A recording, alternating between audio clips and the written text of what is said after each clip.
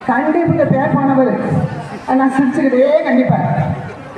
அப்படின்னு கண்டிக்க முடியுமா அப்படிங்கிறத அவர்கிட்ட இருந்தா கத்துக்கிறோம். ராஜபா சார் அவரை மாதிரி விட்டு கொடுத்து போறதுக்கு யாராலையும் முடியாது. என்ன சொன்னாலும் சரிமா. ஆனா எனக்கெல்லாம் கோவம் படக்கு வரும். அவர் கோவமே வராது. நான் இந்த துருவம்னா அவர் அந்த துருவம். அப்ப அந்த துருவம் எப்படி இருக்குங்கிறத பார்த்து அதுல இருந்து நல்ல பாயிண்ட் எல்லாம் நான் நிறைய எடுத்திருக்கேன்.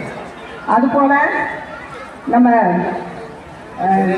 வேற பத்மா டீச்சர் அவங்க வந்து தொழிற்கல்வி ஆசிரியர், அதோடு சேர்த்து இடைநிலை கல்வியை கற்பித்தவர். அவர் என்னுடைய நல்ல நண்பர். அவருக்கு என்னுடைய நன்றியை தெரிவித்துக் கொள்கிறேன்.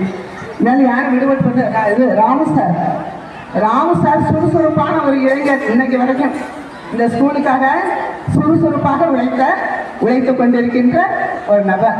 இவங்க எல்லாருக்குமே என்னுடைய நன்றியை தெரிவித்துக் கொள்கிறேன். இந்த சந்தர்ப்பத்தை கொடுத்ததற்காக நான் மிகவும் நன்றியை தெரிவித்துக் கொள்கிறேன். இதுல உங்க ஜோஸ்மின் டீச்சருக்கு நான் வந்து கொஞ்சம் கூடுதலாக கொஞ்சம் சொல்லணும்னு நினைக்கிறேன். ஏன்னு கேட்டீங்கன்னா, ஒரு பெண்ணா முதல்ல அவங்க தலைமை ஆசிரியரா இந்த ஊருக்குள்ளே அநேகமாக அவங்க தான் முதல்ல வந்தாங்கன்னு நினைக்கிறேன். வந்து ஒரு சில விஷயங்கள் எங்களுக்குள்ள முரண்பட்டு கூட இருக்கும். ஆனாலும் இந்த பள்ளியை எடுத்துக்கிட்டு போகணும்ட்டு ரொம்ப கஷ்டப்பட்டு ரெகக்னேஷன் வாங்கினாங்க. அதுக்கெல்லாம் நம்ம நன்றி சொல்லித்தான் ஆகணும்.